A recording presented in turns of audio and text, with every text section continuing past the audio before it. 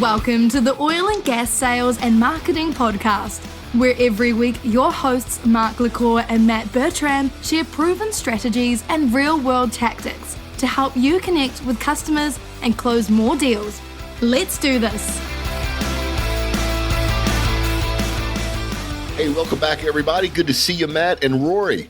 We've only scheduled this what feels like 100 times, and we finally got you on the podcast. Thanks for joining us. Thank you so much for having me. Third time's the charm. Third time's the charm. I just had a string of bad luck, like one thing after another. But I've been looking forward to this. So I know Tim and I know Midnight Marketing. And from the LinkedIn window, I watched you come on board. I watched you start building or reinforcing the brand of Midnight Marketing. And then you launched this exquisite podcast. The name of your podcast, we'll put a link in the show notes, is Not Your Story. And that's the name of the podcast. People, you got to go check it out. It is fantastic. Rory, let's talk about storytelling. This is what you're expert at, and this is one of the things that our audiences are learning from this podcast. So kind of get into a little bit of your journey with storytelling and then how you're using it for business. Well, I think a great place to start off with is a famous quote that I love from one of the greatest storytellers of all time, which I think is Steve Jobs, that a lot of us can agree with. And he says, the most powerful person in the world is the storyteller. So that's something that I've really taken and grasped in the work I do with Midnight, because what we do is we're telling the brand stories of clients that we work with within the energy space. And that's kind of the idea where the podcast came from. We wanted to translate that methodology. And as we know, podcasting is such an amazing educational storytelling format for us to build trust and build connections with our audience. And that is everything that storytelling is about. It's about building trust and becoming a guide for our audience. So yeah, it's really funny, the intimacy that you develop with your audience. And as a podcast listener, besides a podcaster, I do the same thing. There's a marketing podcast called Marketing Over Coffee that I've been listening to for a decade.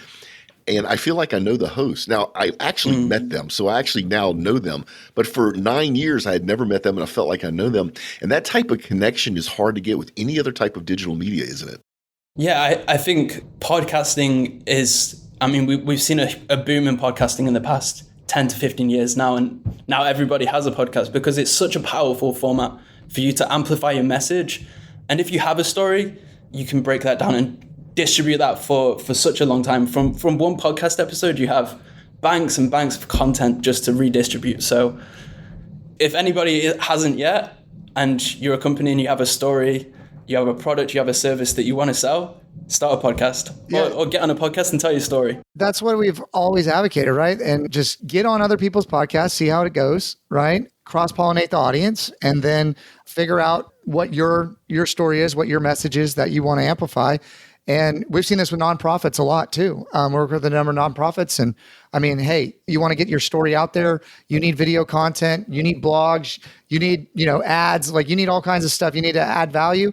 Take that and repurpose it, chop it up into a lot of different pieces, and then put it out there to the way that people want to consume. So Now, Rory, I'm going to ask you a little bit of a controversial question here at OGGN because my own team fights about this. Is a podcast audio? Is it audio and video, or is it video, or is it all three?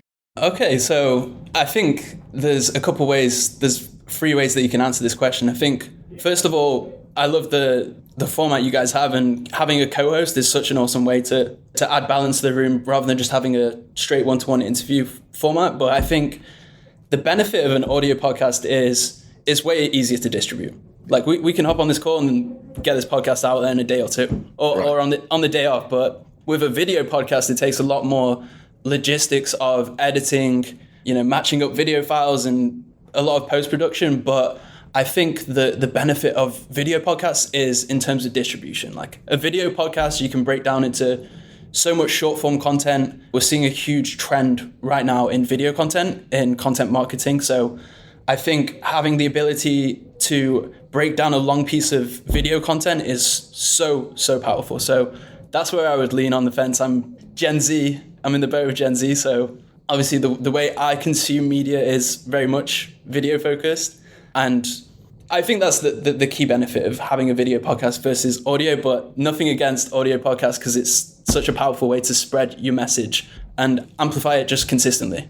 Well, the cool thing in our industry, in the oil and gas space, is there's a lot of service companies that have tools that basically solve a very important problem. There's hundreds of problems they solve, but sometimes it's complex to explain that. And when you can show it on video, people get it immediately. Whereas as we're audio only, we're spending too much time trying to explain something that people can't see. We actually did some research ourselves, and it's interesting. In our space, in the oil and gas space, people prefer the audio only format during the work week. So from 8 to 5, Monday through Friday. But after work and on the weekends, they prefer the same content as video. So to your point, I think, you could start a podcast in the business world however is easiest for you. But at some point, you have to start looking at video. I just think that's the future. And I fought against that, Rory, for 5 years. And I'm finally given into it that, that's where we're going with this.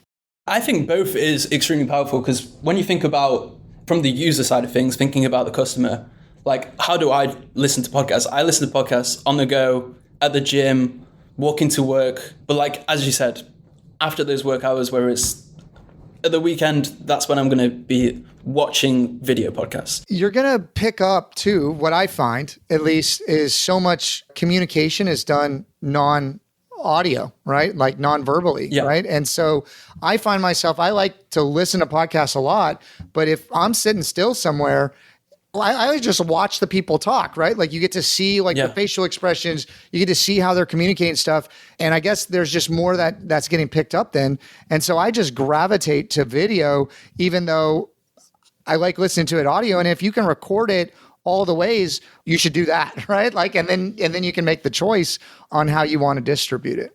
Yeah, there's no one size fits all. I think you don't have to splash out a ton of cash on an expensive studio. Like anybody has a message that can be amplified, whether that's through video, whether that's through audio. I think the most important part is just first and foremost, getting yourself out there and spreading your message.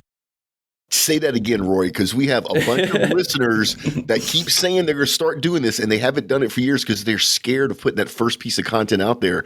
And in my experience, just put it out there. It's not going to be as good as your 50th piece of content. Just be okay with that.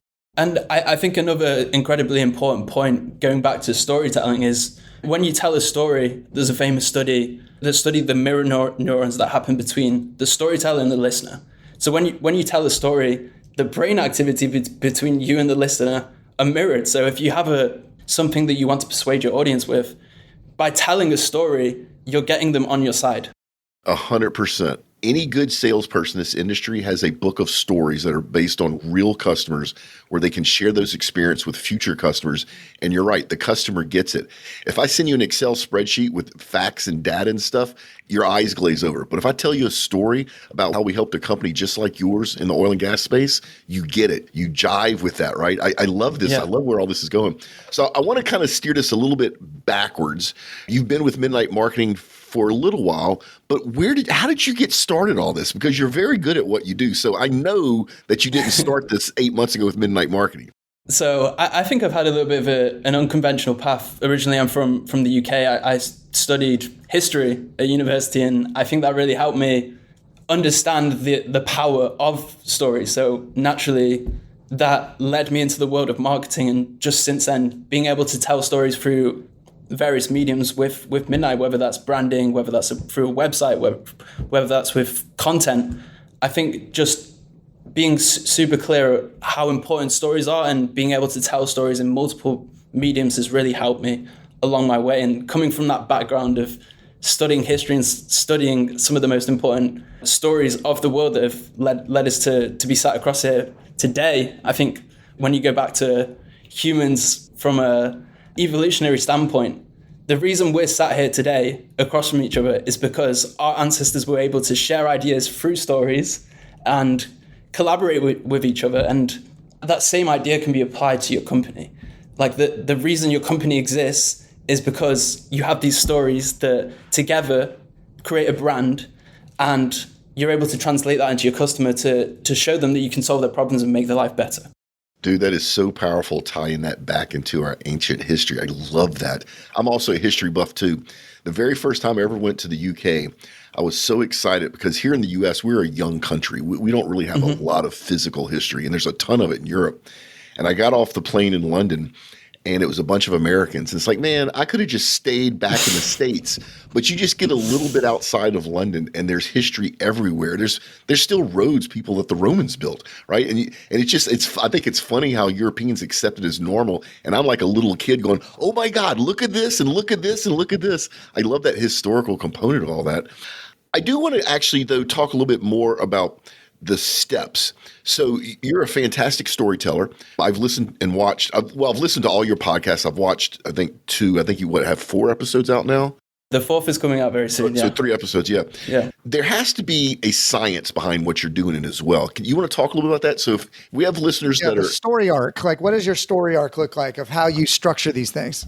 So I think when it comes to stories, starting with the end in mind. So I think you guys do it great as well. Like the title of your story sets up the problem and you're offering the solution. Like, for example, lack of brand awareness, what to do about it. So before I go into every episode, it's planning out what is the end goal. Like, what value am I providing to the listener? How can I, by the end of the episode, what are the takeaways and transformations that they can get out of each episode? So I think that is where you should start off with if you're doing a podcast. You have to be super intentional with what is the end goal that you have in mind. What do you want to achieve to help out the listener? And I think what has been incredibly helpful is we have such a diverse team of skill sets and knowledge within our team at Midnight that I'm just able to lean on other people's skills, whether that's copywriting, whether that's branding, storytelling. I just go into it of, okay, I'm interviewing our brand manager today who's an expert in branding. So I'm going to set the episode up with the transformation in mind.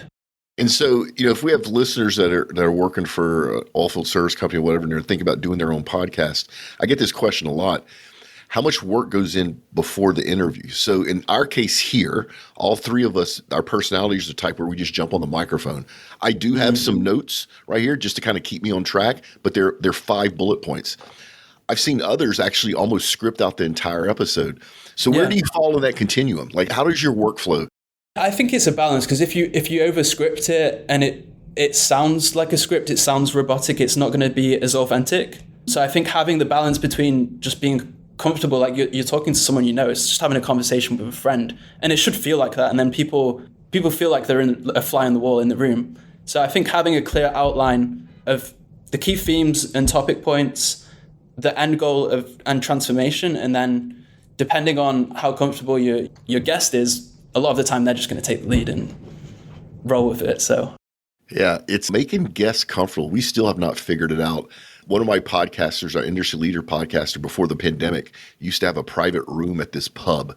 And literally, she would put a couple of drinks in her guests to calm them down. And it was wonderful. It worked wonderfully. But you can't always do that, especially in the corporate world, right? We can't have the Jack Daniels out when somebody on mobile wants to join. Is there any other things that you like to do to help calm a guest down and have them just be authentic? I think sometimes sharing with them, like, what do you want to share? Like, what is the piece of knowledge that you're most comfortable sharing with the world? Because if I'm creating an outline that is completely off topic and it's topics that my guest is not comfortable sharing and having expertise in, I think you have to, same with when you're creating content and telling a story, you have to have your audience in mind and you have to have your guest in mind at the same time. Yeah, that does make a big difference. If you can share kind of where the questions you may ask or the direction you may go, people do calm down. The other thing I always tell people is what I told you right before we turned the record button on, is that you can't screw this up. It's not live, right? Yeah. So audience, you'd be amazed at the things that Matt and I screw up that you never hear because we edit it out. No. And that makes it easy for people to relax, to realize, because I think most of the time people are worried they're going to look foolish, right, or sound foolish. And the ability to take parts of it out, I think, helps calm them down. Well, people don't like how they sound. People don't like how they look, right? People are uncomfortable putting themselves out there. And I don't know, Roy, you have a lot of data, which I think is fantastic. I mean, there's got to be data on the genuineness aspect of when people connect with people, with the stories and who they are. Unless you put your guard down to a certain degree and connect on that one-on-one human level, people do business with people they know, like, and trust. Like, if you are so guarded, it comes through, right? Yeah. And so I think podcasting is a way to let your guard down and let people connect with you and see a different side of you. And then they gravitate to that. Right. And I'm just curious your perspective on that and what you've seen. So I think that's an incredible point. Like you said, people buy from people they know and trust. And how can you get to the point where they know and trust you? I know, Matt, you've spoke all about this in your book, becoming a credible guide to your audience. And how can you do that? Not just through podcasting. I think another great example is personal branded content versus brand content. People don't want to interact with content that feels like an advertisement, but if you're posting authentically through your personal page, you see with the data, personal branded content will perform much better than branded content. So that can also be applied to podcasting, just breaking down that rigid wall and getting comfortable being uncomfortable and sharing your story is so incredibly powerful. I love the fact that Rory read your book, Matt, in preparation. Maybe he read it for not preparation. I don't know, but I just love the fact that he did his research. That's amazing. But I do want to go back, Rory, to that personal branding versus corporate branding. So for the longest time in our industry, because these are some of the largest companies in the world, basically legal and HR was scared of their employees putting out personal branding messages because it may reflect badly on the company, like Exxon or Chevron or Halliburton, right? Mm-hmm. And I'm starting to see some of that change where these companies are letting their people post personal content and they're accepting that risk. But what's happening, I think, is that it's making it easier for people to connect with those companies on a personal level versus a corporate level. So how, if you're running a large company and you're listening to this podcast, how would you balance that? How would you balance letting your employees post things that are personal content for themselves, but at the same time, you want to make sure that they don't hurt the corporate brand? I think it's incredibly powerful to rip the Band-Aid off and empower your employees to create their own content because, like we discussed, people buy from people they know and trust. And when you're creating content and putting out your knowledge consistently, people, if you want to make a sale, it's going to make the bottom line much better for your company. So there's a huge amount of value for companies to empower their employees to create content, in my opinion. And we agree. The whole premise of this podcast here is we think marketing and sales should be joined at the hip. They should not be two separate organizations. Each one has something that benefits the other one. And that personal branding is a way to help amplify your marketing. And quite frankly, if you run a large company and you have a large marketing budget, imagine having 100 workers for free. If you let your employees do some personal branding around your company, you're basically getting content created for free. So there's a financial benefit of doing it as well. It's the cheapest way to advertise, in my opinion. And that's millions of impressions and influence that you haven't even had to invest any resource in. So I think it's a no-brainer personally. All right, I want to ask you some technical questions. And by the way, audience, we have not rehearsed anything.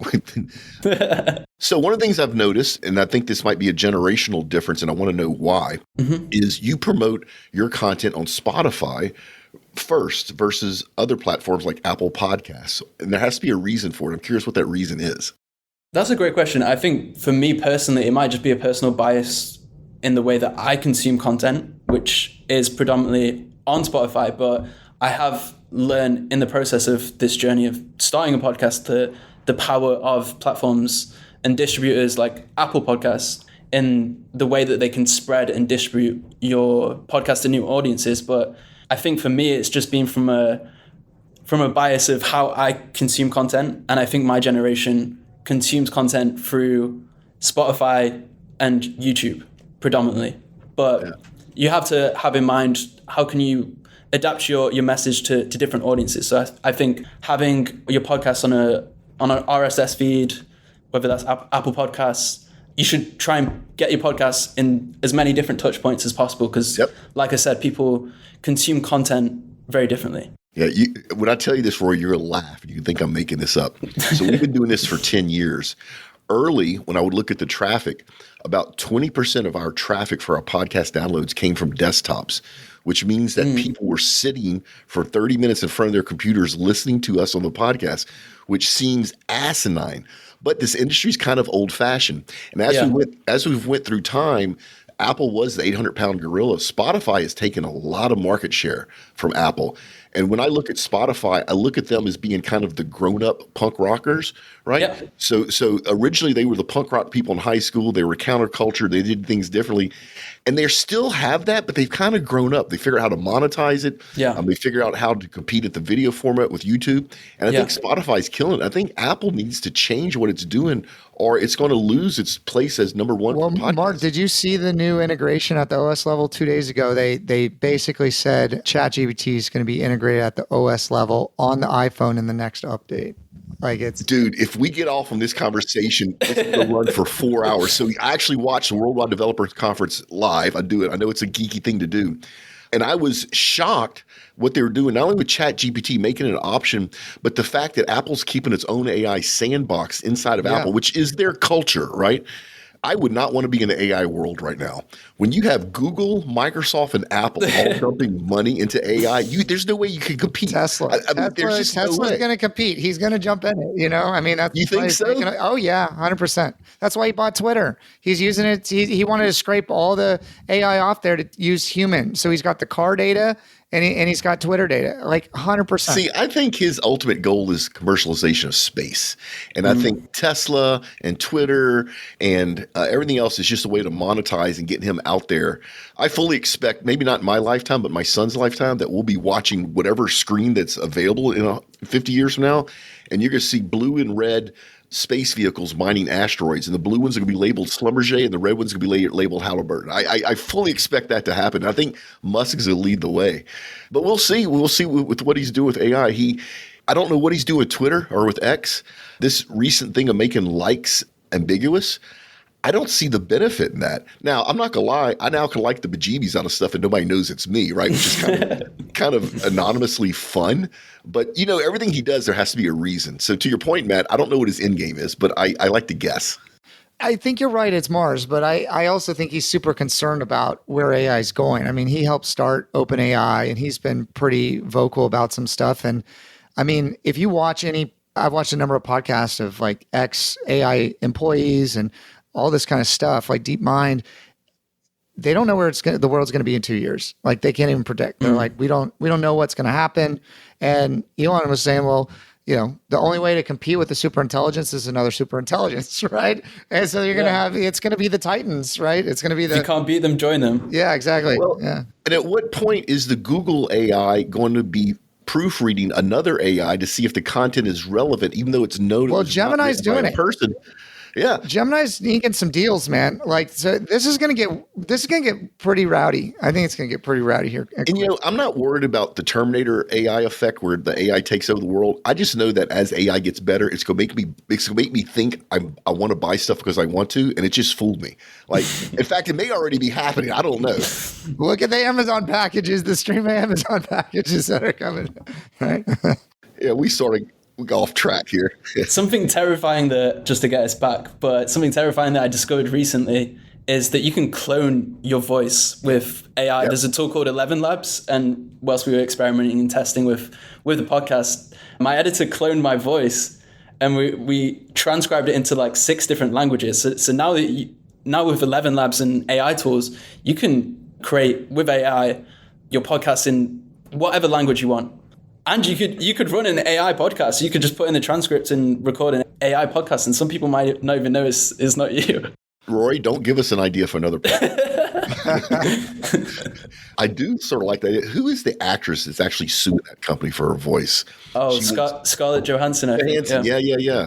Yeah. So all that stuff is really fascinating because then you start thinking, who has ownership of that intellectual property of the voice, right? Because they're not recording her and then using it, because that's different. You're actually copying her actual voice.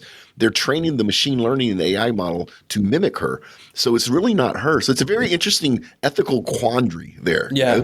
There's another debate that came up recently with Adobe, where they have a similar contract in that they put in their terms to say that we have full usage and access to all of your data. And that's very confidential company data. And there's a huge controversy going on right now with Adobe and a lot of other companies, because it's an ethical concern. Like, who has ownership of all of this content? Even in oil and gas. So all the data they collect when they're drilling, say offshore somewhere, there's fights going on right now legally on who owns that. Is it the service company that's drilling? So is it Schlumberger who's manning that rig?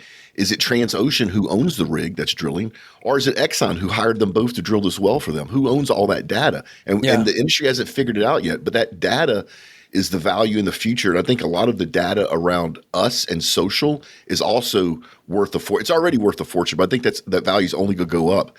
Man, guys, we have like all over the place. Let's kind of bring it back because we're at 26 minutes and we're trying to keep this thing at a half hour.